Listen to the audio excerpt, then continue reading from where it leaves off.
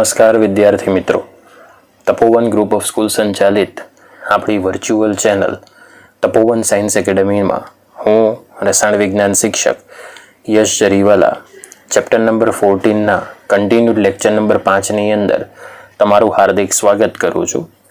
ગઈકાલે આપણે ગ્લુકોઝના ચક્રીય બંધારણ અને ફ્રુક્ટોઝના મુક્ત શૃંખલામય તથા ચક્રીય બંધારણ વિશે માહિતી મેળવી ચૂક્યા. હવે બેઝિકલી આજે આપણે કેટલીક ડાયસેકેરાઇડ શર્કરાઓ વિશે અભ્યાસ કરીશું, જેની અંદર તમને મોનોસેકેરાઇડ શર્કરાના ચક્રીય બંધારણ વિશેની માહિતી ખબર હોવી જોઈએ. એકદમ સરળ છે અને આ દરેકે દરેક માહિતી એ તમને એક્ઝામની અંદર પૂછાવાની શક્યતા છે. ઘણી વખત ડાયસેકેરાઇડના તમને માત્ર બંધારણ દોરવાના પણ પૂછી શકાય. તો ખરેખર છે શું? તો આપણે માહિતી આપવાની છે સુક્રોઝ, જે પહેલી ડાયસેકેરાઇડ છે એના વિશે માહિતી આપવાની છે. તો સુક્રોઝ એ ખરેખર શું છે તો એની માહિતી આપણે મેળવી લઈએ. તો સુક્રોઝ એ સામાન્ય ડાયસેકેરાઇડ છે. સામાન્ય ડાયસેકેરાઇડ એટલા માટે છે કારણ કે ગળપણ જે નક્કી કરવામાં આવે છે, મીઠાશપણું, એ આને ધ્યાનમાં રાખીને નક્કી કરવામાં આવે છે. સુક્રોઝ એ ખરેખર તો શું છે? તો એ રોજિંદા જીવનમાં વપરાતી ખાંડ છે. આથી એને શેરડી શર્કરા તરીકે ઓળખવામાં આવે છે. કેમ? કારણ કે ખાંડની જે સૌથી વધારે પ્રાપ્તિ થાય છે એ શેરડીમાંથી થાય છે. આથી એને શેરડી શર્કરા તરીકે ઓળખવામાં આવે. અને જો આપણે ઇંગ્લિશમાં વાત કરીએ તો ઇંગ્લિશમાં એને કેન શુગર તરીકે ઓળખવામાં આવે છે. હવે જો આપણે સુક્રોઝને મંદ એસિડ અથવા ઉત્સેચક વડે જો જળ વિભાજન કરીએ તો આપણને D+ ગ્લુકોઝ અને D- ફ્રુક્ટોઝનું 50:50 મિશ્રણ મળે છે. એટલે કે 1:1 સરખા પ્રમાણમાં મોલર મિશ્રણ ઉત્પન્ન થાય છે. ફરી રિપીટ કરું છું, આ સેન્ટેન્સ ખૂબ અગત્યનું છે કે સુક્રોઝને જ્યારે મંદ એસિડ સાથે ઉકાળવાથી કે ઉત્સેચક વડે જળ વિભાજન કરવામાં આવે તો D+ ગ્લુકોઝ અને D- ફ્રુક્ટોઝનું સમમોલર મિશ્રણ મળે છે. એટલે કે 1:1 પ્રમાણનું શું મળે છે? મિશ્રણ મળે છે. તો આપણે એની સમીકરણ માહિતી વિશે જોઈ લઈએ. તો આ તમારી પાસે સુક્રોઝ છે, બરાબર. એને ફક્ત મેં અહીંયા S લખ્યું છે, પણ તમારે સંપૂર્ણ નામ લખવાનું આનું સૂત્રની નીચે જે સુક્રોઝ છે C12H22O11 પ્લસ H2O, કારણ કે જળ વિભાજન કરવાનું છે. એને મદ એસિડ અથવા તો ઇન્વર્ટેઝ ઉત્સેચક, કારણ કે આ જે સુક્રોઝ છે એને ઇન્વર્ટ શર્કરા તરીકે ઓળખવામાં આવે. કેમ આને ઇન્વર્ટ શર્કરા કહેવાય? જ્યારે સંપૂર્ણ થિયરી પચશે, પૂરી થશે, ત્યારે તમને ખબર પડશે, બરાબર. તો C6H12O6 અને C6H12O6 એમ બે પ્રકારની સમાન આણવીય સૂત્ર ધરાવતી તમને સમમોલર મોનોસેકેરાઇડ શર્કરાઓ મળે છે, જેમાં એક છે D+ ગ્લુકોઝ અને બીજી છે D- ફ્રુક્ટોઝ. અને આ બંને મોનોસેકેરાઇડ શર્કરાનું સમમોલર પ્રમાણનું મિશ્રણ ઉત્પન્ન થાય છે. ક્લિયર? તો D+ ગ્લુકોઝ અને D- ફ્રુક્ટોઝનું 50:50 મિશ્રણ ઉત્પન્ન થાય છે. ઓકે, ચાલો હવે આગળની વાત કરીએ, જે એકદમ પ્રાયોગિક પરિસ્થિતિની અંદર આપવામાં આવી છે, જેને તમારે ધ્યાન રાખવાની છે. કારણ કે જ્યારે તમે સુક્રોઝનું બંધારણ દોરવાનો પ્રયત્ન કરશો ત્યારે તમારી પાસે આ સેન્ટેન્સ હોવું ખૂબ જ અગત્યનું છે. તો સુક્રોઝ સંયોજનના બંધારણની અંદર D+ ગ્લુકોઝનો આપણે આલ્ફા સમઘટક લેવાનો છે, જેમાં આલ્ફા D+ ગ્લુકોઝના C1 અને બીટા D- ફ્રુક્ટોઝના C2 વચ્ચે ઓક્સિજન યુક્ત ગ્લાયકોસિડિક સાંકળ રચાયેલી હોય છે. એટલે જો આપણે સુક્રોઝ સંયોજનના બંધારણની વાત કરીએ તો ગ્લાયકોસિડિક સાંકળનું જે સૂત્ર છે તે તમને આ પ્રમાણેનું જોવા મળશે: C1 bond O bond C2. Okay, જે સુક્રોઝ સંયોજનના બંધારણની અંદર ગ્લાયકોસિડિક સાંકળ તરીકે ઓળખવામાં આવે. તો જો તમારે બંધારણ ડ્રો કરવું હોય તો સૌથી પહેલાં બંને મોનોસેકેરાઇડના તમારે સ્વતંત્ર બંધારણ દોરી દેવાના, એટલે તમારી બંધારણ દોરવામાં ભૂલ થાય નહીં. ઓકે, તો અહીંયા જોઈ શકો છો, આ જે તમારી પાસે પહેલી જે ચક્રીય બંધારણ દર્શાવતી જે શર્કરા છે એ તમે જોઈ શકો છો, એ છે આલ્ફા D+ ગ્લુકોઝનું.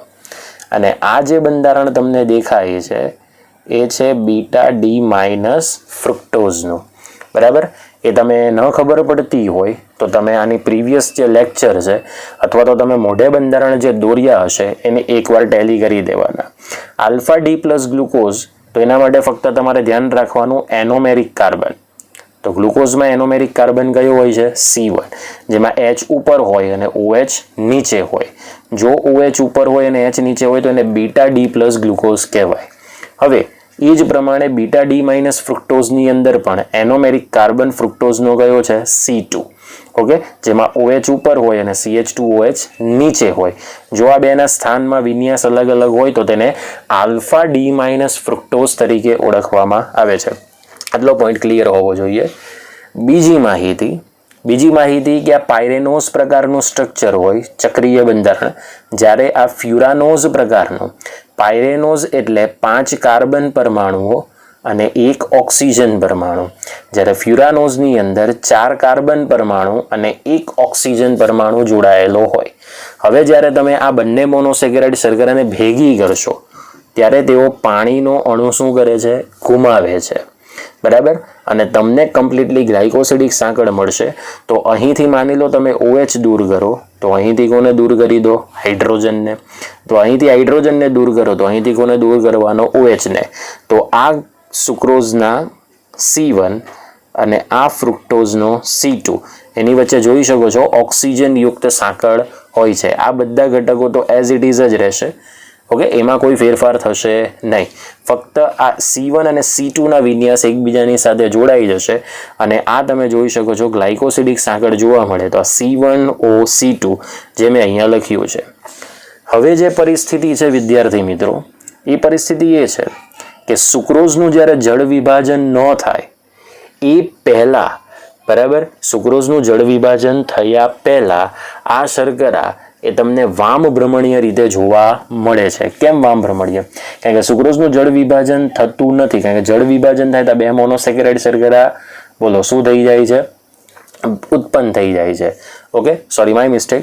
સુક્રોઝનું જળ વિભાજન થયા પહેલા આ શર્કરા દક્ષિણ ભ્રમણીય હોય, એટલે કે એનું વિશિષ્ટ પરિભ્રમણ કેવું હોય? પ્લસ. પણ જ્યારે સુક્રોઝનું જળ વિભાજન થઈને આ 2 મોનોસેકેરાઇડ શર્કરા મળે છે ત્યારે જળ વિભાજનને અંતે જે પરિણામી મિશ્રણ મળે છે તે વામ ભ્રમણીય જોવા મળે છે. તો આવું કેમ? તો આનો મતલબ એવો થાય કે જ્યારે જળ વિભાજન સંપૂર્ણ થઈ જાય ત્યારે આ જે આલ્ફા ડી પ્લસ ગ્લુકોઝ છે એનું વિશિષ્ટ પરિભ્રમણ તમને મળે છે +52.5 ડિગ્રી.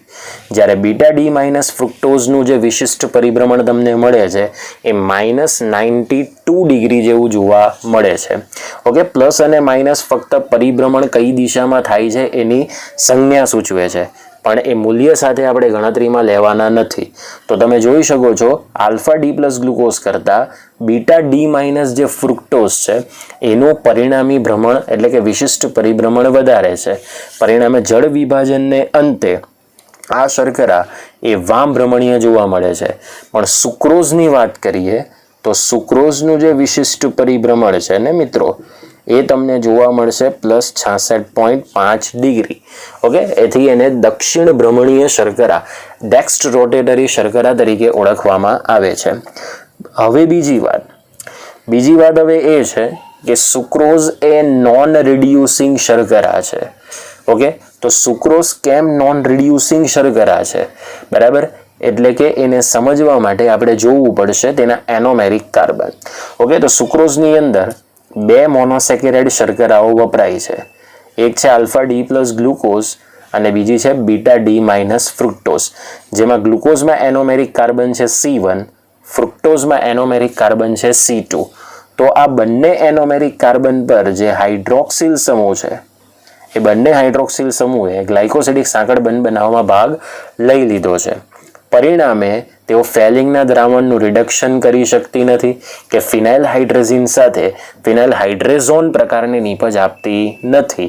આથી સાબિત થાય છે કે સુક્રોઝ આ બંને કસોટી ન આપવાને કારણે નોન રિડ્યુસિંગ શર્કરા તરીકે જોવા મળે છે.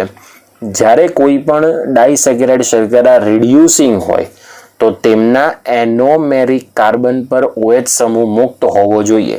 બરાબર, ક્યાં તો ગ્લુકોઝનો મુક્ત થવો જોઈએ, ક્યાં તો ફ્રુક્ટોઝનો મુક્ત થવો જોઈએ, પણ વાસ્તવિક રીતે બંનેના જ એનોમેરિક કાર્બન પરનો OH એ ગ્લાયકોસિડિક સાંકળ બનાવવામાં વપરાઈ જાય છે. પરિણામે તે ફેલિંગના દ્રાવણનું રિડક્શન કરી શકતી નથી કે ફિનાઇલ હાઇડ્રેઝિન સાથે હાઇડ્રેઝોન નિપજ બનાવી શકતી નથી. આથી સુક્રોઝ એ નોન રિડ્યુસિંગ શર્કરા છે. પેમ્પલેટની અંદર તમને સવાલ નંબર 24 અને સવાલ નંબર 25, બરાબર, એમાં જે 25મા નંબરનો જે સવાલનો જવાબ છે એ તમને 2 માર્ક્સમાં પૂછી શકાય કે સુક્રોઝ નોન રિડ્યુસિંગ શર્કરા છે, સમજાવો. તો તમારે આ બંધારણ દોરવું પડે અને એની જે માહિતી મેં તમને દર્શાવી કહી એ તમારે લખવી પડે. તો પેમ્પલેટમાં સવાલ નંબર 25નો જવાબ જોવાનો પ્રયત્ન કરજો. ઓકે, સવાલ નંબર 25ના જવાબની નીચે એક નાનું બોક્સ આપ્યું છે. એ નાના બોક્સની અંદર તમને જોવા મળશે, બરાબર, કે સુક્રોઝને જ્યારે 483 કેલ્વિનથી ઊંચા તાપમાને ગરમ કરવામાં આવે ત્યારે ભૂખરો કથ્થાઈ રંગનો અસ્ફટિકીય પદાર્થ મળે છે, જેને કહેવામાં આવે છે કેરેમલ. અને આ જે કેરેમલ છે તે મીઠાઈ અને આઈસ્ક્રીમની બનાવટમાં એક રંગક તરીકે ઉપયોગ કરવામાં આવે છે. એકચ્યુઅલી નાના બોક્સમાં આપેલી માહિતી તમને આગળ પણ દર્શાવી છે કે એ ટેક્સ્ટ બુકમાં આપેલ માહિતી નથી, પણ કેટલીક કોમ્પિટિટિવ એક્ઝામ્સ કે પછી આપણી ગુજકેટની એક્ઝામમાં પણ પૂછાવાની ગણતરી છે. તો એ નાના બોક્સને તમારે થિયરીની અંદર નહીં લખવાનું, પણ એની તૈયારી જરૂર કરવાની છે. તમને MCQ સોલ્વ કરવામાં મદદ કરશે. સમજાઈ ગયું વિદ્યાર્થી મિત્રો? તો આ હતી તમારી પાસે પહેલી ડાયસેકેરાઇડ શર્કરા, જેને કહેવામાં આવે છે સુક્રોઝ. ઓકે, હવે આના જેવી જ મતલબ કે એક બીજો પ્રકાર ડાયસેકેરાઇડનો જોઈએ, જેનું નામ છે માલ્ટોઝ ડાયસેકેરાઇડ શર્કરા. ઓકે, પેમ્પલેટની અંદર સંપૂર્ણ માહિતી તમને આપી જ દીધી છે, તો પ્લીઝ એને બરાબર રીડ કરજો. ન સમજ પડે તો 2 થી 3 વખત વિડીયોને જુઓ અને ત્યાર પછી મોઢે પ્રયત્ન કરો લખવાનો, તો જ તમને આવડશે. અને હા વિદ્યાર્થી મિત્રો, જેટલા પણ ચક્રીય બંધારણના હવે ઉપયોગ અહીંયા થવાનો છે, તો દરેકે દરેક બંધારણ તમે 5 થી 6 વખત દોરી દો એટલે તમારો પોઈન્ટ્સ ક્લિયર થઈ જાય. કારણ કે આ ચેપ્ટર ખૂબ અગત્યનું છે અને મેથેમેટિક્સવાળાને ખાસ સૂચના કે આ વસ્તુ ઓલરેડી તમારા માટે નવી છે. બાયોલોજીવાળા 11 સાયન્સમાં ભણીને આવ્યા છે એટલે એમણે આ વસ્તુ થોડી ઇઝી લાગશે, પણ મેથેમેટિક્સવાળાને ખાસ અગત્યની સૂચના કે તમે ખરેખર આને દોરીને પ્રયત્ન કરજો. ન આવડે ત્યાં સુધી દોરો તો તમારું ફૂલફિલ બંધારણ નક્કી થઈ જશે. માત્ર એટલું ધ્યાન રાખો, ગ્લુકોઝ એ પાયરેનોઝ ચક્રીય બંધારણ છે, ફ્રુક્ટોઝ એ ફ્યુરાનોઝ ચક્રીય બંધારણ છે. તો તમારા દરેક ડાઉટ ક્લિયર થઈ જશે. હવે આપણે નેક્સ્ટ શર્કરા વિશે જઈએ, જેને કહેવામાં આવે છે માલ્ટોઝ. હવે વિદ્યાર્થી મિત્રો, આપણે આગળના પ્રશ્ન ઉપર જઈએ, જે છે માલ્ટોઝ વિશે આપણે માહિતી આપવાની છે. જે રીતે સુક્રોઝ આપણને શેરડીમાંથી પ્રાપ્ત થાય છે, આથી એને શેરડી શર્કરા કહેવાય, તો માલ્ટોઝ પણ કોઈક એક પદાર્થમાંથી જ પ્રાપ્ત થાય છે અને એનું નામ છે જવ. તો જવની અંદર માલ્ટ નામનો પદાર્થ હોય છે, જેમાં માલ્ટોઝ એ એનો મુખ્ય ઘટક છે. આથી માલ્ટોઝને આપણે માલ્ટ શર્કરા તરીકે ઓળખી શકીએ છીએ. માલ્ટોઝ શર્કરા જે છે એ રંગવિહીન અને સોયાકાર સ્ફટિકીય પદાર્થ છે. મતલબ કે જો તમે એના ક્રિસ્ટલ જુઓ, તે લાંબા સોયાકાર આકારના તમને જોવા મળે છે. આ ઉપરાંત તે પાણીમાં અતિ દ્રાવ્ય છે, જ્યારે આલ્કોહોલની અંદર કેવી છે? અદ્રાવ્ય છે. માલ્ટોઝનું જે જલીય દ્રાવણ છે એનું વિશિષ્ટ પરિભ્રમણ એ પ્લસ સાઇન સાથે હોય, આથી તે દક્ષિણ ભ્રમણીય છે અને મ્યુટા રોટેશન દર્શાવે છે. That is very important. આપણે સુક્રોઝની વાત કરી તો સુક્રોઝ એ નોન રિડ્યુસિંગ શર્કરા છે અને સુક્રોઝમાં બંને એનોમેરિક કાર્બન પરનો OH એ ગ્લાયકોસિડિક સાંકળ બનાવવામાં વપરાઈ જાય છે. આથી સુક્રોઝની જો આપણે વાત કરીએ તો તેમાં મ્યુટા રોટેશન થતું નથી, કારણ કે એના 2 અવકાશીય રૂપો આલ્ફા અને બીટા મળશે નહીં. પણ માલ્ટોઝ એ એવી ડાયસેકેરાઇડ શર્કરા છે કે જેની અંદર મ્યુટા રોટેશન શક્ય છે. ઇન ધ સેન્સ કે અહીં આપણને માલ્ટોઝના આલ્ફા અને બીટા એમ 2 અલગ અલગ અવકાશીય રૂપો મળવાની સંપૂર્ણ સંભાવના છે. રેડી? આથી આપણે એને મ્યુટા રોટેશનની ઘટના દર્શાવે છે એવું કહી શકીએ. ચલો, માલ્ટોઝનું જ્યારે આપણે મંદ એસિડ સાથે ઉકાળીએ કે પછી માલ્ટેઝ ઉત્સેચક વડે જળ વિભાજન કરીએ તો આપણને ડી પ્લસ ગ્લુકોઝ અને ડી પ્લસ ગ્લુકોઝના 2 અણુઓ મળે છે. કારણ કે જો તમે માલ્ટોઝનું જળ વિભાજન કરશો તો આપણને સમાન પ્રકારની મોનોસેકેરાઇડ શર્કરા પ્રાપ્ત થાય છે. ઓકે, આથી એવું કહેવાય છે કે જે માલ્ટોઝ છે એ ડી પ્લસ ગ્લુકોઝ એકમોનું જ બનેલું છે. મતલબ કે એની અંદર જે 2 મોનોસેકેરાઇડ ગ્લાયકોસિડિક સાંકળથી જોડાશે એમાં બંને અણુઓ ડી પ્લસ ગ્લુકોઝના જ હશે, જેની અંદર એક આલ્ફા ડી પ્લસ ગ્લુકોઝનો C1 કાર્બન અને બીજા ડી પ્લસ ગ્લુકોઝનો C4 કાર્બન, જેમાં આ બંનેની વચ્ચે ગ્લાયકોસિડિક સાંકળ જોડાયેલી હોય છે. રેડી? એટલે માલ્ટોઝની અંદર જે ગ્લાયકોસિડિક સાંકળ હોય છે એને તમે લખી શકો C1 bond O bond C4, જે માલ્ટોઝની અંદર જોવા મળતી ગ્લાયકોસિડિક સાંકળ કહેવાશે. ઓકે, તો અહીંયા આપણી પાસે 2 આલ્ફા ડી પ્લસ ગ્લુકોઝના એકમો છે. તમે અહીંથી જ ઓળખી શકો. આ બધી રચના તો હવે તમને ખબર જ હશે. ફક્ત અહીંયા ત્રીજા કાર્બન ઉપર જોવાનું OH ઉપર અને H નીચે, બીજા ચોથા ઉપર H ઉપર OH નીચે, અને અહીંયા પાંચમા પર H નીચે અને છઠ્ઠો કાર્બન CH2OH ઉપર આવશે. હવે અહીં બંને ડી પ્લસ ગ્લુકોઝ એકમો છે તો બંનેનું સ્ટ્રક્ચર પાયરેનોઝ પ્રકારનું હશે. તો અહીંયા જોઈ શકો છો બંને ડી પ્લસ ગ્લુકોઝના જે સ્ટ્રક્ચર છે એ પાયરેનોઝ પ્રકારના છે. એટલે 5 કાર્બન પરમાણુ અને 1 ઓક્સિજન પરમાણુ. ઓકે, હવે જ્યારે તમે આ બંને ડી પ્લસ ગ્લુકોઝના એકમને ભેગા કરશો ત્યારે તેઓ પાણીનો 1 અણુ ગુમાવે છે. ક્લિયર? અને આ 2 ડી પ્લસ ગ્લુકોઝના એકમો જ્યારે જોડાય ત્યારે અહીંથી OH દૂર કરો તો અહીંથી કોને દૂર કરવાનું? હાઇડ્રોજન. જો બોલો ઓક્સિજન યુક્ત સાંકળથી જોડાઈ જશે એને કઈ સાંકળ કહેવાશે? ગ્લાયકોસિડિક સાંકળ, જેમાં એક ગ્લુકોઝનો C1 છે અને બીજા ગ્લુકોઝનો C4 છે. સમજાઈ ગયું? તો માલ્ટોઝની અંદર ગ્લાયકોસિડિક સાંકળ આવશે C1OC4. હવે થોડુંક અહીંયા એડવાન્સ પર જઈએ. એડવાન્સ એ છે કે અહીં બંને ડી પ્લસ ગ્લુકોઝનો જો એનોમેરિક કાર્બન લઈએ તો એ C1 જ થશે. બરાબર? બંને ડી પ્લસ ગ્લુકોઝમાં એનોમેરિક કાર્બન C1 છે. હવે એક ગ્લુકોઝના એનોમેરિક કાર્બન પર હાઇડ્રોક્સિલ સમૂહ જે છે એ ગ્લાયકોસિડિક સાંકળ બનાવવામાં વપરાઈ જાય છે. પણ બીજા ડી પ્લસ ગ્લુકોઝનો જે આ એનોમેરિક કાર્બન છે એની ઉપર હાઇડ્રોક્સિલ સમૂહ મુક્ત છે. જુઓ અહીંયા મેં દર્શાવ્યું છે. હવે આ હાઇડ્રોક્સિલ સમૂહ અહીંયા મુક્ત છે, જે એવું સાબિત કરે છે કે તમે જો આ બીજા ડી પ્લસ ગ્લુકોઝના એનોમેરિક કાર્બન પર આ બેની ગોઠવણી તમે બદલો તો તમને માલ્ટોઝના 2 અવકાશીય રૂપો જોવા મળે છે, જેમાં એક આવશે આલ્ફા પ્લસ માલ્ટોઝ અને બીજું આવી શકશે બીટા પ્લસ માલ્ટોઝ. એ તમને કેવી રીતે ખબર પડે? જો તમારી પાસે આ બીજા ડી પ્લસ ગ્લુકોઝનો વિન્યાસ એ આલ્ફા ડી પ્લસ ગ્લુકોઝ જેવો હોય તો તેને આલ્ફા પ્લસ માલ્ટોઝ કહેવાય. અને જો તમારી પાસે આ બીજા ડી પ્લસ ગ્લુકોઝનો વિન્યાસ એ બીટા ડી પ્લસ ગ્લુકોઝ જેવો હોય તો તમે એને બીટા પ્લસ માલ્ટોઝ તરીકે કહી શકો. ઓકે, હવે આ કેવી રીતે સ્ટ્રક્ચર બને છે એ ઓલરેડી તમને પેમ્પલેટમાં બતાવ્યું છે કે આલ્ફા પ્લસ માલ્ટોઝમાં કયા કયા શર્કરા હોય અને બીટા પ્લસ માલ્ટોઝમાં કઈ કઈ શર્કરા હોય. તો આલ્ફા પ્લસ માલ્ટોઝ માટે આવશે alpha D plus glucose plus alpha D plus glucose, અને બીટા પ્લસ માલ્ટોઝ માટે બંધારણ આવશે alpha D plus glucose plus beta D plus glucose, જે તમે પેમ્પલેટની અંદર જોઈ શકો છો. ઓકે, બીજી વાત એ કે અહીં એક ગ્લુકોઝનો એનોમેરિક કાર્બનનો OH તો ગ્લાયકોસિડિક સાંકળ બનાવવામાં વપરાઈ જાય છે, પણ બીજા ડી પ્લસ ગ્લુકોઝના એનોમેરિક કાર્બન પરનો જે OH છે ને મિત્રો એ એઝ ઇટ ઇઝ રહે છે. બરાબર? આથી એઝ ઇટ ઇઝ રહેવાને કારણે તે ફિનાઇલ હાઇડ્રેઝિન સાથે ફિનાઇલ હાઇડ્રેઝોન નિપજ પણ બનાવે છે અને ફેલિંગ દ્રાવણનું રિડક્શન પણ કરે છે. બરાબર? આથી તમે એને કહી શકો કે માલ્ટોઝ એ રિડ્યુસિંગ શર્કરા છે. માલ્ટોઝ એ શું છે? રિડ્યુસિંગ શર્કરા.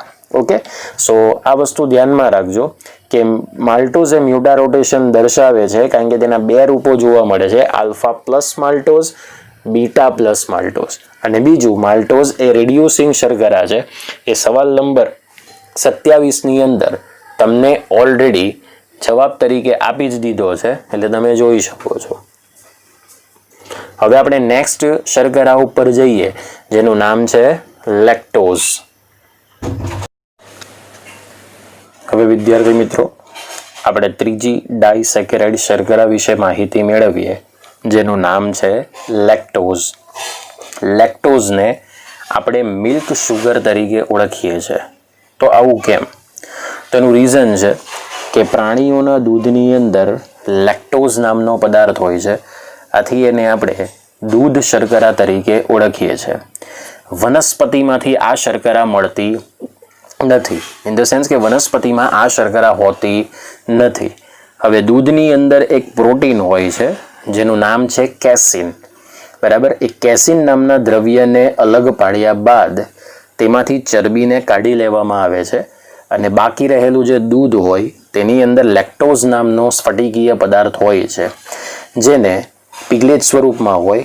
આથી એને હવારહિત પાત્રની અંદર તમારે સાંદ્ર બનાવવું પડે અને પરિણામે આપણે લેક્ટોઝ શર્કરા પ્રાપ્ત કરી શકીએ છીએ. આ શર્કરા એ પાણીમાં દ્રાવ્ય હોય છે, પણ આલ્કોહોલની અંદર કેવી હોય છે? અદ્રાવ્ય. લેક્ટોઝને જો આપણે મંદ એસિડ સાથે ઉકાળીએ કે ઇમલ્સિન ઉત્સેચક વડે જો આપણે જળ વિભાજન કરીએ તો D+ ગેલેક્ટોઝ અને D+ ગ્લુકોઝનું તમને સરખું પ્રમાણ મળે છે. એટલે કે 1:1 પ્રમાણ તમને પ્રાપ્ત થાય છે. આપણી પાસે D+ ગ્લુકોઝનું ચક્રીય બંધારણ તો ખબર છે, જે પાયરેનોસ પ્રકારનું છે, પણ D+ ગેલેક્ટોઝનું બંધારણ આપણે જાણતા નથી. તો સૌથી પહેલાં આપણે ગેલેક્ટોઝના બંધારણ વિશે માહિતી મેળવી પડે, તો જ આપણે લેક્ટોઝની માહિતી મેળવી શકીએ. ઓકે, સો બેઝિકલી તમને અહીંયા બે એનોમર્સ આપ્યા છે, એટલે કે બે સ્વરૂપો આપ્યા છે. એક આલ્ફા D+ ગેલેક્ટોઝ અને બીજું બીટા D+ ગેલેક્ટોઝ. ગેલેક્ટોઝનું બંધારણ એ પણ પાયરેનોઝ પ્રકારનું જ ચક્રીય બંધારણ છે. ઇન ધ સેન્સ કે 5 કાર્બન પરમાણુઓ અને 1 ઓક્સિજન પરમાણુ જોડાયેલ હોય છે. ઓકે, ગેલેક્ટોઝ અને ગ્લુકોઝના બંધારણમાં તફાવત માત્ર એટલો જ છે કે ગ્લુકોઝના બંધારણમાં જે ચોથો કાર્બન છે એમાં H ઉપરની તરફ અને OH નીચેની તરફ દર્શાવવામાં આવે, જ્યારે ગેલેક્ટોઝના બંધારણની અંદર ચોથા કાર્બન ઉપર OH ઉપરની તરફ અને H નીચેની તરફ દર્શાવવામાં આવે. આટલો જ તફાવત ગેલેક્ટોઝના બંધારણમાં છે. હવે તમારે એને આલ્ફા D+ ગેલેક્ટોઝ કેવું હોય તો પહેલો જે એનોમેરિક કાર્બન છે એમાં H ઉપર અને OH નીચે, અને બીટા D+ ગેલેક્ટોઝ કેવું હોય તો પહેલા કાર્બન ઉપર OH ઉપરની તરફ અને H નીચેની તરફ દર્શાવવામાં આવે છે. આ જ તફાવત હોય છે, બાકી બધી જ રચના as it is beta D+ ગેલેક્ટોઝની અંદર જોવા મળશે. હવે પ્રાયોગિક પરિણામોને આધારે એવું નક્કી થયું છે કે જ્યારે લેક્ટોઝ સંયોજનની અંદર ગેલેક્ટોઝ અને ગ્લુકોઝ આ બંને શર્કરા જ્યારે ગ્લાયકોસિડિક સાંકળથી જોડાય છે તો એની અંદર બીટા D+ ગેલેક્ટોઝનો C1 કાર્બન અને D+ ગ્લુકોઝના C4 કાર્બન વચ્ચે ગ્લાયકોસિડિક સાંકળ જોડાયેલી હોય છે. એટલે લેક્ટોઝની અંદર પણ ગ્લાયકોસિડિક સાંકળ C1OC4 જ જોડાયેલી હોય છે. ઓકે, આ જે તમને બંધારણ બતાવ્યું છે એ બીટા D+ ગેલેક્ટોઝનું છે, અને અહીં આ જે બંધારણ છે એ ઓલરેડી D+ ગ્લુકોઝનું છે. હવે અહીંયામાં D+ ગ્લુકોઝ બંને હોઈ શકે, એવું તમને પછી સમજાવીશ. બરાબર, ચલો કેમ? તો અહીંયા જુઓ, ચોથા કાર્બન ઉપર H ઉપર હશે ને OH નીચે હશે. બરાબર ને, અહીંયા ચોથા કાર્બન ઉપર OH ઉપર છે ને H નીચે છે. ઇન ધ સેન્સ કે આ બીટા D+ ગેલેક્ટોઝ છે, આ D+ ગ્લુકોઝ છે. બરાબર, હવે જુઓ, આ બીટા D+ ગેલેક્ટોઝ છે એટલે આપણે આ બંધારણને મહત્વ આપવાનું છે. એટલે OH ઉપર હશે ને H નીચેની તરફ હશે, તો આ રીતે બરાબર ગ્લાયકોસિડિક સાંકળ મળશે. અને લેક્ટોઝની અંદર તમે ગ્લાયકોસિડિક સાંકળ કહી શકો C1OC4. કઈ સાંકળ કહી શકો છો? C1OC4 એ ગ્લાયકોસિડિક સાંકળ તરીકે કહી શકો છો. હવે તમે જોઈ શકો છો કે જે રીતે ગ્લુકોઝની અંદર એનોમેરિક કાર્બન એ C1 હોય ને, એ જ પ્રમાણે ગેલેક્ટોઝની અંદર પણ એનોમેરિક કાર્બન તો કયો હોય છે? C1 જ તમને જોવા મળશે. તો એવું નક્કી થયું છે કે બીટા D+ ગ્લુકોઝના એનોમેરિક કાર્બન પર જે હાઇડ્રોક્સિલ સમૂહ છે એ ગ્લાયકોસિડિક સાંકળ બંધ બનાવવામાં વપરાઈ જાય છે, પણ બીજો જે D+ ગ્લુકોઝ છે એના એનોમેરિક કાર્બન પરનો હાઇડ્રોક્સિલ સમૂહ એઝ ઇટ ઇઝ તમને મુક્ત જોવા મળે છે. બરાબર, ઇન ધ સેન્સ કે અહીં જે લેક્ટોઝ છે એ મ્યુટા રોટેશનનો ગુણધર્મ ધરાવે છે. એનો મતલબ કે લેક્ટોઝના અહીં તમને બે અવકાશીય રૂપો જોવા મળશે, એક આલ્ફા લેક્ટોઝ અને બીજો જોવા મળશે બીટા લેક્ટોઝ. ઓકે, જો તમે આ ડી પ્લસ ગ્લુકોઝ જે છે એનો વિન્યાસ આલ્ફા ડી પ્લસ ગ્લુકોઝ જેવો રાખશો તો એને આલ્ફા પ્લસ લેક્ટોઝ કહેવાશે, અને જો આનો વિન્યાસ બીટા ડી પ્લસ ગ્લુકોઝ જેવો રાખશો તો એને બીટા પ્લસ લેક્ટોઝ તરીકે ઓળખવામાં આવે છે.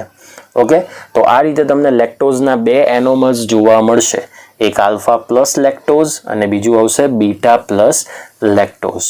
પોઈન્ટ્સ ક્લિયર થઈ ગયો. હવે આ જે લેક્ટોઝ છે એ રિડ્યુસિંગ શર્કરા છે. તો રિડ્યુસિંગ શર્કરા તમે કેવી રીતે જોઈ શકો? તો આ સમૂહ જુઓ, બેમાંથી કોઈ પણ એક મોનોસેકેરાઇડના એનોમેરિક કાર્બન પર OH સમૂહ મુક્ત હોવો જોઈએ.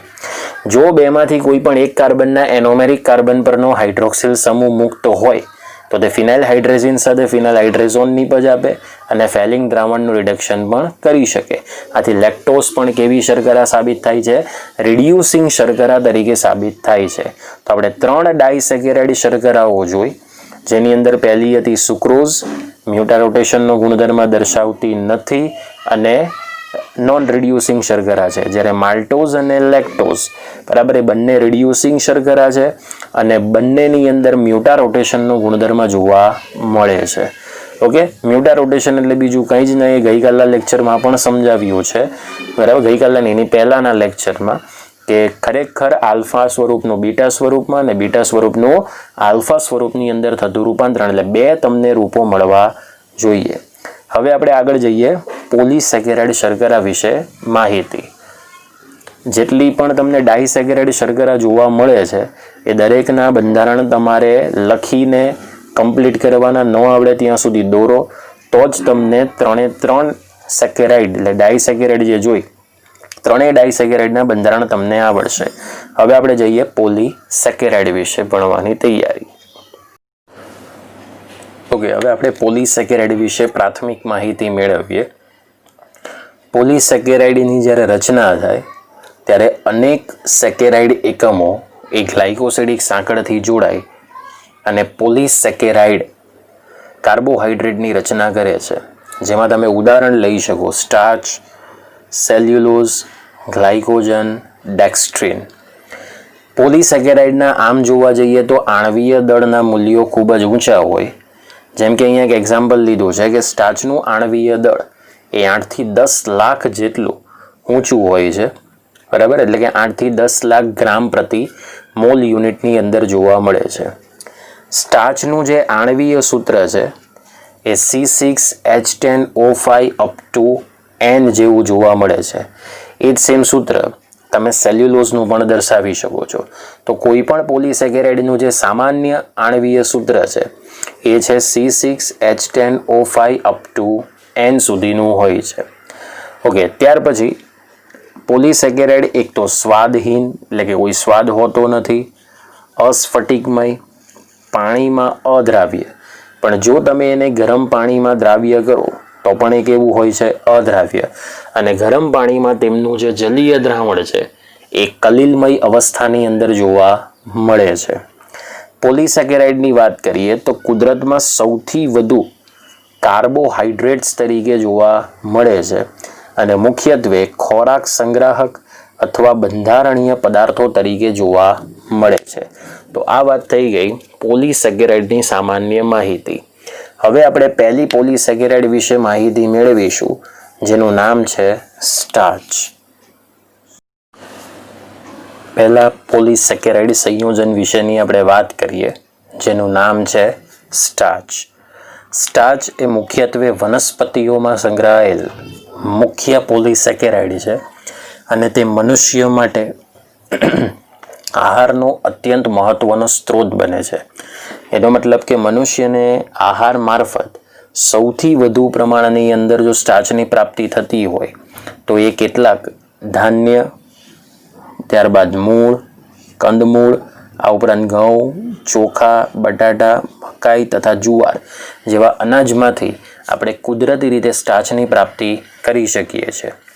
સ્ટાર્ચ એ આ બધા જ ઘટકની અંદર જુદા જુદા કદમાં તો હોય જ છે, પણ તેઓ જુદા જુદા આકારની અંદર પણ કણ સ્વરૂપે તેઓ જોવા મળે છે. ઓકે, આ ઉપરાંત સ્ટાર્ચની વાત કરીએ તો સ્ટાર્ચ રંગવિહીન, વાસવિહીન, પાણીમાં અદ્રાવ્ય ઘન પદાર્થ તરીકે તમને જોવા મળે છે. ઓકે, આ ઉપરાંત આપણે સ્ટાર્ચની જો બીજી વાત કરીએ તો સ્ટાર્ચ એ આલ્ફા ગ્લુકોઝનો પોલિમર છે.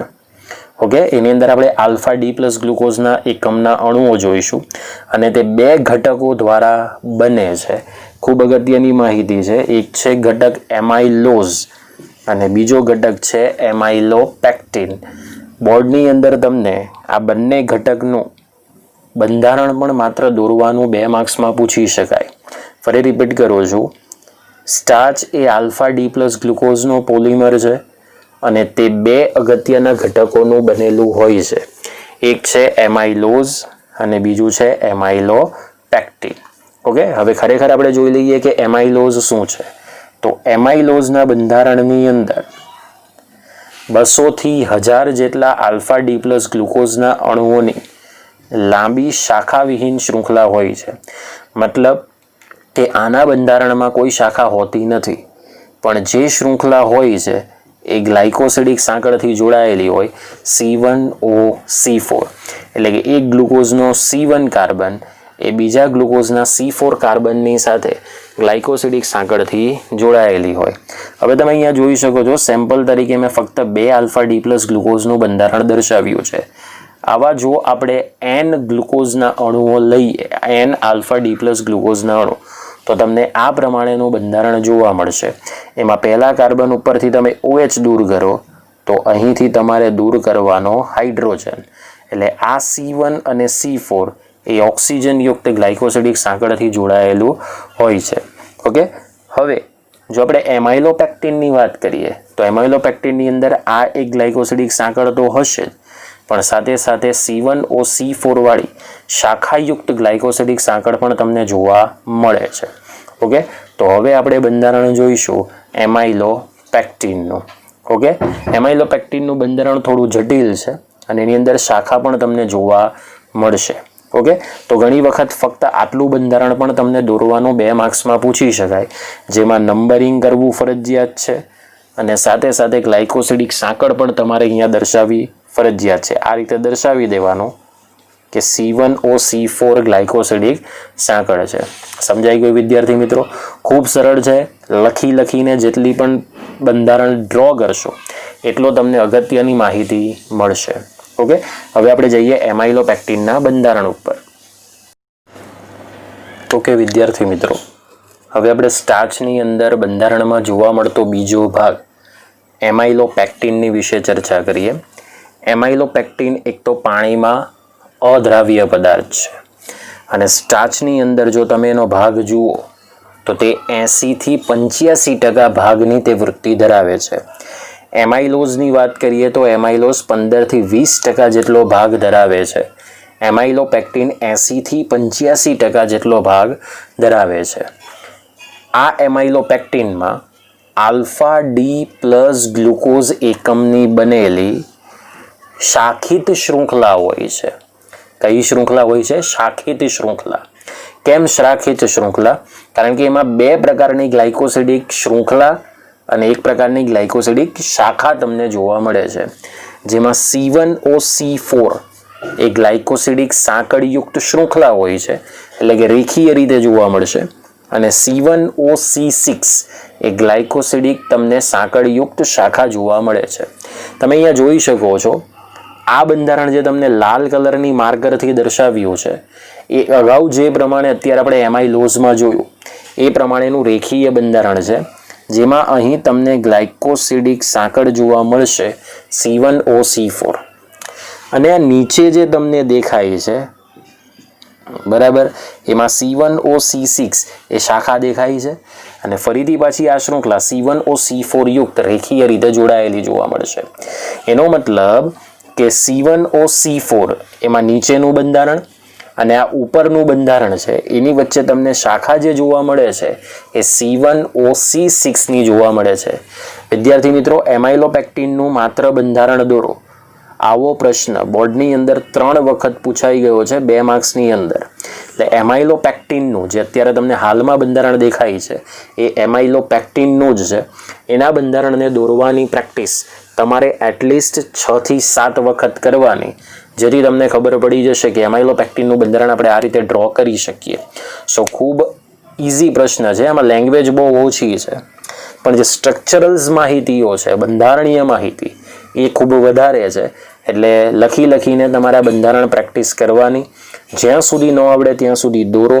અને મેથેમેટિક્સ ગ્રુપવાળાને ખાસ સૂચના કે તેઓ આ બંધારણ એટલીસ્ટ 10 થી 12 વખત તમે રફ પેજમાં દોરો, તો જ તમને આના બધા બંધારણ યાદ રહેશે. ઓકે, સો હવે આપણે જઈએ એક નવા પ્રકારના પોલિસેકેરાઇડ ઉપર, જેનું નામ છે સેલ્યુલોઝ. ઓકે, હવે વિદ્યાર્થી મિત્રો એક નવા પ્રકારના પોલિસેકેરાઇડ પર જઈએ, જેનું નામ છે સેલ્યુલોઝ. સેલ્યુલોઝ એ વનસ્પતિની અંદર વિશિષ્ટ રીતે બને છે, મતલબ કે કુદરતી રીતે જોવા મળે છે. આથી વનસ્પતિ સૃષ્ટિમાંથી મળી આવતો સૌથી વધારે પ્રમાણમાં જો જોવા મળતો કોઈ કાર્બનિક પદાર્થ હોય તો એ છે સેલ્યુલોઝ. આ ઉપરાંત વનસ્પતિ કોષોની જે દિવાલો હોય છે એ પણ સેલ્યુલોઝની જ બનેલી હોય છે. ઓકે, ચલો હવે એમાં પ્રાયોગિક રીતે એવું પુરવાર થયું છે કે તેમાં બીટા ડી પ્લસ ગ્લુકોઝની, આ શબ્દ ખૂબ અગત્યનો છે, બીટા ડી પ્લસ ગ્લુકોઝની લાંબી શૃંખલા ધરાવતો સરળ પોલિસેકેરાઇડ છે, જેમાં એક બીટા ડી પ્લસ ગ્લુકોઝનો C1 કાર્બન, તો એની એક્ઝેક્ટ પછીનો જે બીટા ડી પ્લસ ગ્લુકોઝ હોય એના C4 કાર્બનની વચ્ચે ગ્લાયકોસિડિક સાંકળ જોડાયેલી હોય છે. એટલે સેલ્યુલોઝની અંદર પણ ગ્લાયકોસિડિક સાંકળની વાત કરીએ તો એ કઈ હોય છે C1O4. અને સેલ્યુલોઝ એ રેખીય પોલિમર છે. કેવો પોલિમર છે? રેખીય પોલિમર. ઓકે, હવે તમને આ જે આખું બંધારણ દેખાય છે ને મિત્રો, એ શાખીય બંધારણ નથી, એ રેખીય જ બંધારણ છે. પણ આપણને ટેક્સ્ટબુકની અંદર આ પ્રમાણેનું બંધારણ ડ્રો કરીને આપ્યું છે, તમારે પણ આ જ પ્રમાણે ડ્રો કરવાનું. હવે ખરેખર શું છે એ સૂચવી દઉં તો પહેલાં તો તમને બીટા ડી પ્લસ ગ્લુકોઝનું બંધારણ ખબર હોવી જોઈએ, જે આ પ્રમાણેનું બંધારણ જોવા મળે છે. બીટા ડી પ્લસ ગ્લુકોઝ એટલે પહેલાં જ કાર્બન ઉપર જોવાનું, અહીં OH ઉપર હોય અને H નીચે હોય. અહીં બીજા કાર્બન ઉપર H ઉપર, OH નીચે. ત્રીજા કાર્બન ઉપર OH ઉપર, H નીચે. ચોથા કાર્બન ઉપર H ઉપર, OH નીચે. પાંચમા કાર્બન ઉપર H નીચે અને છઠ્ઠા નંબરનો કાર્બન અહીં ઉપરની તરફ હોય. હવે આ બીટા ગ્લુકોઝની એક્ઝેક્ટ બાજુમાં પણ હોય અને એની બાજુમાં પણ હોય, એટલે બંધારણ તમે આમ પણ ડ્રો કરી શકો છો સીધું, પણ આપણને આ પ્રમાણેનું આપ્યું છે. એટલે આવા બીટા ડી પ્લસ ગ્લુકોઝ તમે આ રીતે અહીંયા ક્રોસમાં દર્શાવતા જાઓ તો તમને આ પ્રમાણેનું બંધારણ ડ્રો થયેલું જોવા મળશે. તમે 5 થી 6 વખત આ બંધારણ દોરશો રફમાં એટલે તમને આવડી જશે. ક્લિયર થઈ ગયું? કારણ કે ક્રોસમાં દોરશો એટલે આની ઉપર પણ ક્રોસમાં એક હશે, બરાબર? એટલે આ પ્રમાણેનું તમને બંધારણ ખબર પડી જશે. અને જો એમ ન ફાવે તો તમે આમ સીધું બંધારણ પણ ડ્રો કરી શકો છો. એક વાત ધ્યાનમાં રાખવાની કે પહેલા પરથી OH દૂર કરો તો ચોથા નંબરના કાર્બન ઉપરથી હાઇડ્રોજન પરમાણુ તમારે દૂર કરવાનો હોય છે. સમજાઈ ગયું વિદ્યાર્થી મિત્રો? તો આ હતો તમારી પાસે એક અગત્યનો પોલિસેકેરાઇડ જેનું નામ છે સેલ્યુલોઝ. અને આનું પણ બંધારણ એક વખત 2 માર્ક્સમાં દોરવા માટેનું પૂછાઈ ગયું છે. ઓકે, તો હવે આપણે એક ત્રીજા પ્રકારના કાર્બોહાઈડ્રેટ જોઈએ જે પોલિસેકેરાઇડ છે, એનું નામ છે ગ્લાયકોજન. ઓકે, તો ગ્લાયકોજન શું છે એની માહિતી મેળવીએ.